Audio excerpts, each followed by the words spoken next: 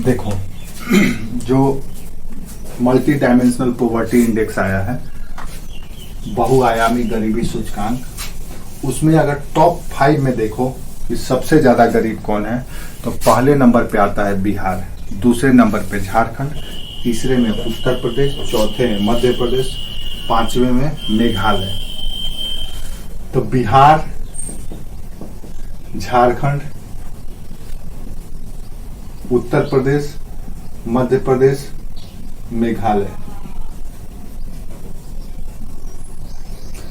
ये top 5 state हैं जो पुअर स्टेट है।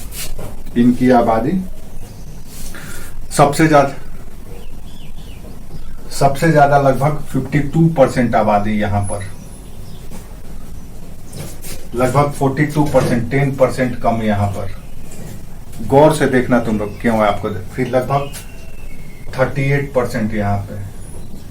उसी तरह से आप चले जाइए तो 32 यहाँ पर है। अब आप सोचिए इसके पास किस रिसोर्स की कमी है। मिनरल्स है, माइंस है, इंडस्ट्री है। इसके पास किस चीज का कमी है? मिनरल्स और माइंस नहीं है, लेकिन एग्रीकल्चर तो है। यहां पर दोनों है, यहां पर भी दोनों है, यहां पर भी, यहां पे मिनरल्स, माइंस है और एग्रीकल्चर भी है। अब ये जो राज्य पिछड़े हैं या गरीबी में आते हैं, इसका सबसे प्रमुख कारण है। गरीबी का कारण क्या है? गरीबी का परिभाषा में क्या आता है? हाँ हाँ हाँ हाँ। तो अगर हाँ, वेरी गुड। अगर आप गरीबी के कारण को पॉइंट बाय पॉइंट यहाँ पे डिस्क्राइब करने जाए, तो सबसे पहला जो कमी है वो है infrastructural, lake of infrastructural development, आधारभूत संरचना के विकास की कमी। आधारभूत संरचना में कमी। आधारभूत संरचना में कमी का मतलब यह है कि सड़क, बिजली, पानी, ये सब का वो लेवल पे नहीं है, उस स्तर का नहीं है, उसका जाल उस स्तर का नहीं है जो केरल का है, जो गोवा का है, जो सिक्किम का है। आधारभूत संरचना के कमी के वजह से संसाधन होने के बाद भी, रिसोर्सेस होने के बाद भी, चाहे भौतिक संसाधन हो, आपके पास खेती का जमीन हो, खनिज और खनन के लिए आपके पास खनिज और संसाधनों से भरा हुआ आपका क्षेत्र हो, आपके यहाँ इंडस्ट्री हो, प्लांट हो, लेकिन उसके बावजूद भी अगर ये सब कमी होगा तो उसका आप बेहतर दोहन नहीं कर सकते। तो आधारभूत संरचना का कमी सबसे पहला कारण है। दूसरा जो कारण है गरीबी का, वो कारण है कि सरकारी जो तंत्र है, सरकारी तंत्र या सरकार उस स्तर पे जा करके नहीं काम कर पाई पॉवर्टी एलिवेशन के लिए या गरीबी उन्मूलन के लिए। यानी कि सरकार की सजगता या सक्रियता का कमी भी रहा है इसमें। इसको उपेक्षित किया गया, कहीं ना कहीं इस पर कम ध्यान दिया गया, और इसके वजह से सरकारी सेवाओं का प्रॉपर वितरण नहीं हो पाया। सरकारी सेवाओं का वितरण इसके वजह से भी नहीं हुआ है और करप्शन और कदाचार के वजह से भी नहीं हुआ। तो जो सरकार प्रयास करती रही विभिन्न स्कीम और योजनाओं के माध्यम से गरीबी को उन्मूलन करने के लिए, वो पूरी तरह से सफल नहीं हुआ। तो सरकारी निष्क्रियता या संस्थागत निष्क्रियता भी इसका एक कारण है। तीसरा, शिक्षा। प्रमुख कारण एजुकेशन है। तीसरा कारण एजुकेशन के मामले में आप देखें तो ये सारे के सारे राज्य पिछड़े हुए स्टेट हैं। जब शिक्षा लोगों के पास नहीं होता है तो अपने अधिकारों के प्रति जागरूक नहीं होते हैं, वो अपनी सुविधाओं के लिए नहीं लड़ते हैं, अपने अधिकार के लिए, मांग के लिए नहीं लड़ते हैं। यहाँ पे राजनीति का निर्धारण जाति और धर्म के आधार पर होने लगता है।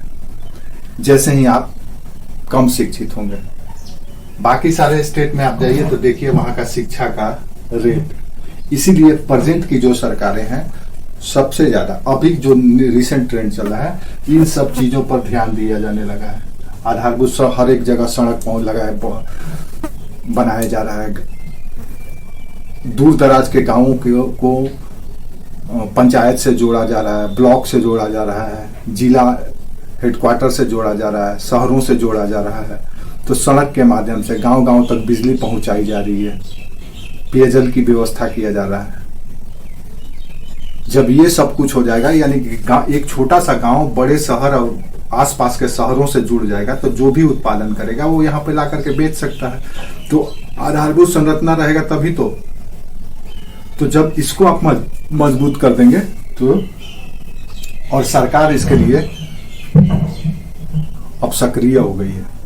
अब सेवाओं को घर तक पहुंचाया जा रहा है, और सरकार अपनी सेवाओं के बदले में सरकार की सेवाओं किस स्तर पर किस तरह से मिल रहा है उसके लिए वो फीडबैक भी लेने लगी है। तो सरकार भी अब सक्रिय हो रही है, इतना जल्दी खत्म नहीं होगा। तीसरा शिक्षा भी अब जन जन तक पहुंचाया जाने लगा है।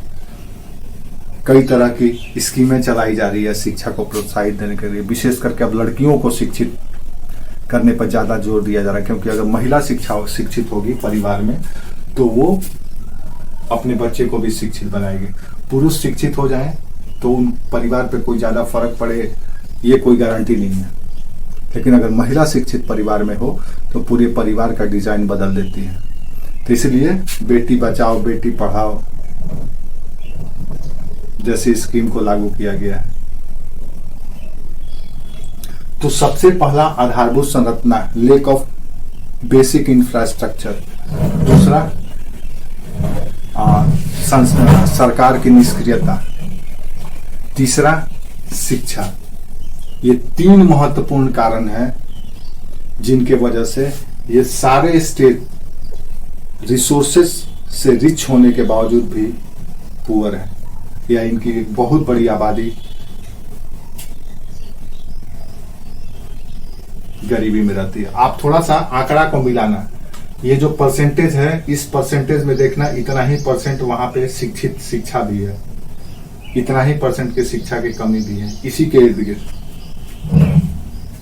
तो कहीं ना कहीं आधारभूत संरचना का कमी, सरकारी उपेक्षा, शिक्षा का कमी, और ये सब कुछ अगर नहीं रहेगा तो स्वाभाविक है कि इन्वेस्टमेंट नहीं होगा। इन्वेस्टमेंट नहीं होगा तो एम्प्लॉयमेंट जनरेशन नहीं होगा, एम्प्लॉयमेंट जनरेशन नहीं होगा तो फिर रोजगार नहीं मिलेगा, लोगों के पास पैसा नहीं आएगा, इनकम नहीं आएगा, इनकम नहीं आएगा तो बेटर लाइफ कैसे जिएंगे। तीसरी बात, इन राज्यों में देखेंगे आप तो हमने बोला कि यहाँ पे इन राज्यों से बहुत आईएएस निकलते हैं, बिहार यूपी से तो आईएएस निकलते हैं, लेकिन ये आईएएस अपने राज्यों में सेवा नहीं देते हैं। ये कोई गारंटी नहीं है कि ये अपने राज्य में सेवा दें।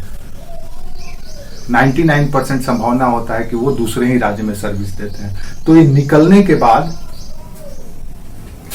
दूसरे राज्यों को सेवा देने लगते हैं और इनको अपने मदर स्टेट में सर्विस देने का मौका नहीं मिलता, वो सुधार नहीं कर पाते हैं। हाँ, लोगों के लिए या उस समाज के लिए, उस राज्य के लिए प्रेरणा जरूर बनते हैं, और उस प्रेरणा का परिणाम स्वरूप लोग आईएएस बनते चले जाते हैं, ब्यूरोक्रेट्स बनते चले जाते हैं, लेकिन अपने गांवों को, अपने शहरों को, अपने राज्यों की स्थिति में परिवर्तन नहीं कर पाते हैं।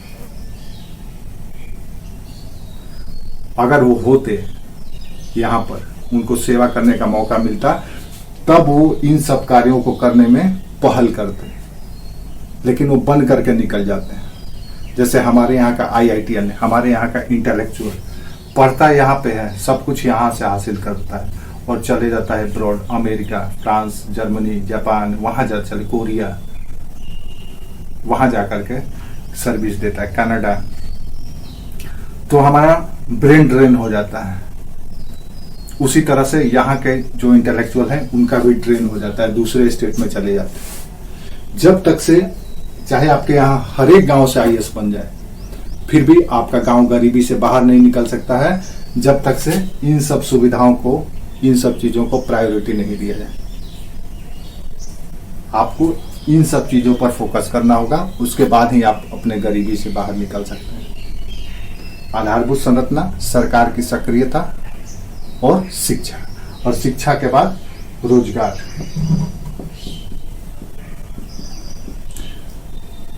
तभी जाकर के आपकी गरीबी दूर होगी। इसीलिए ये स्टेट गरीब है।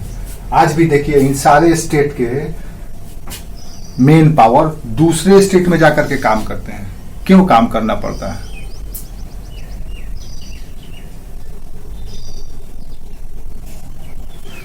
अपॉर्चुनिटी नहीं है उनके स्टेट में। अगर उनके स्टेट में अपॉर्चुनिटी होता है, उनके यहाँ इन्वेस्टमेंट होता है, उनके यहाँ प्लांट होता है, उनके यहाँ इंडस्ट्री होता है, उनके यहाँ गवर्नमेंट सपोर्ट मिलता है, गवर्नमेंट प्लान को एग्जीक्यूट किया जाता है प्रॉपर लेवल पर, प्रॉपर तरीके से, तो वो अपने यहाँ काम करते, अपने यहाँ काम करते तो अपना गरीबी निकालते, बाहर निकलते।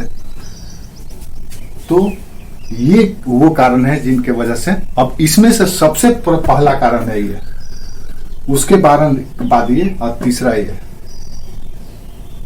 हमारे इन पिछड़े हुए राज्यों का। कल हम लोग देखेंगे कि क्या है गरीबी, कैसे